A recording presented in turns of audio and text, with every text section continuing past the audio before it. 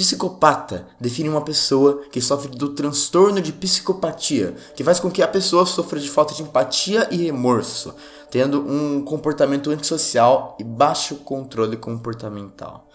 O episódio Crocodile da 4ª temporada de Black Mirror foi um dos mais criticados da série. Algumas críticas dizem que o episódio é cheio de exagero, momentos chocantes, desnecessários, que chocam somente para chocar, e a história não foca tanto na tecnologia como nos outros capítulos. Claro que Crocodile tem alguns problemas, eu concordo que o episódio às vezes decide fazer cenas dolorosas só para chocar o espectador e fazer aquela coisa do Black Mirror, que todo episódio do Black Mirror tem que fazer com que a pessoa fique com a cabeça explodida, assim, refletindo e tal. Também acho que alguns dos personagens não acrescentam na história e o comportamento social sobre a tecnologia às vezes fica meio forçado. Mas apesar disso, esse episódio tem um ponto fortíssimo: o desenvolvimento da personagem principal, Mia Nolan. O estudo de personagem apresentado pelo Charlie Brooker é brilhante.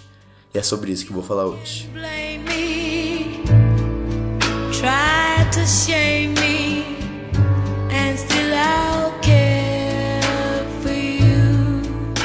O episódio começa numa rave, mostrando a Mia junto com o amigo dela, e logo depois mostra os dois na estrada, ainda drogados da rave e tal, ele conversando. Então o cara atropela um ciclista, e imediatamente o dilema moral se inicia: esconder o crime ou chamar as autoridades. Enquanto o amigo dela opta por esconder aquilo e guardar aquele segredo pelo resto da vida, a Mia se mostra uma boa pessoa, querendo fazer a coisa certa, mas o cara não concorda com isso porque, afinal de contas, ele vai ser o punido. Ele estava drogado e ele que matou a pessoa. A prisão era certa.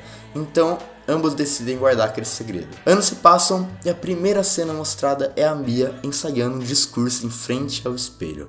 Essa cena diz muito sobre essa personagem. A Mia antes tinha um cabelo ruivo, cheio de cor, aquela cor quente. Agora o cabelo dela é branco. O próprio figurino dela é composto de cores mais frias e desaturadas, e até a fotografia ajuda nisso. O fato dela estar ensaiando um discurso mostra que ela está fingindo algo. Sempre que alguém vai fazer um discurso, a pessoa finge ser uma boa e inteligente pessoa. Geralmente quando você vai ver essa cena, você pensa, pô, é uma cena normal ali da personagem, mas ela mostra uma característica que é intrínseca aos psicopatas, que é a mentira. Os psicopatas mentem o tempo todo para fazerem parte da sociedade sem que ninguém perceba. O episódio então se desenvolve mostrando Shazia, uma mulher que trabalha em uma seguradora, e ela tá ajudando um cara que foi atropelado por um carro automático a ser indenizado, e descobre que a Mia foi uma testemunha do crime. O que ela não sabe é que a personagem principal estava no quarto do hotel dela logo depois de ter assassinado aquele amigo que tinha reencontrado com ela e tinha falado que ele ia revelar o crime para a esposa do ciclista que ele atropelou. Só que dessa vez a Mia não queria fazer a coisa certa.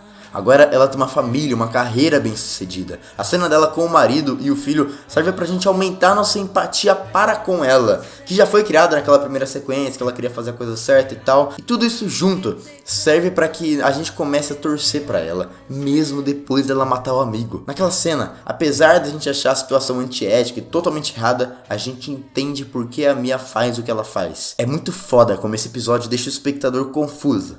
Nesse episódio, a gente torce pro vilão da história.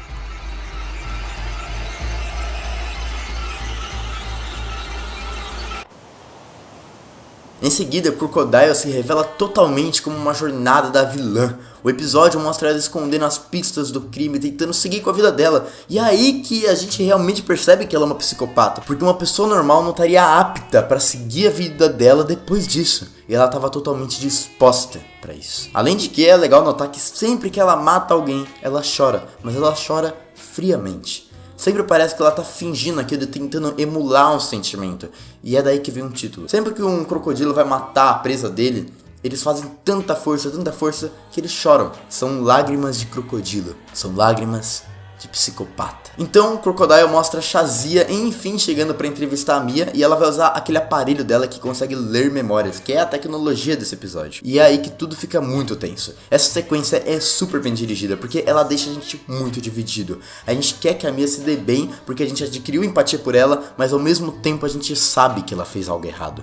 Então é mostrada uma cena da Mia ensaiando o que ela vai falar pra Shazia, fazendo uma rima com a cena do começo. Cara, isso é muito foda, porque no começo começo ela ensaia o discurso e agora ela ensaia novamente o discurso. Isso só reafirma a psicopatia dela. Então, quando o interrogatório acontece, a Shazia descobre o que a Mia fez e a Mia decide agir rapidamente e fazer mais uma vítima. Ela não pensa duas vezes, ela age instintivamente. Isso é algo muito dos psicopatas. Eles não têm controle do corpo deles muitas vezes. A cena em que a Shazia tá presa, ali conversando com a Mia, é uma das melhores cenas desse episódio, porque as atuações são formidáveis. O desespero dela, misturado com aquela frieza melancólica e sem sentimentos da Mia, tudo isso junto causa uma tensão fodida.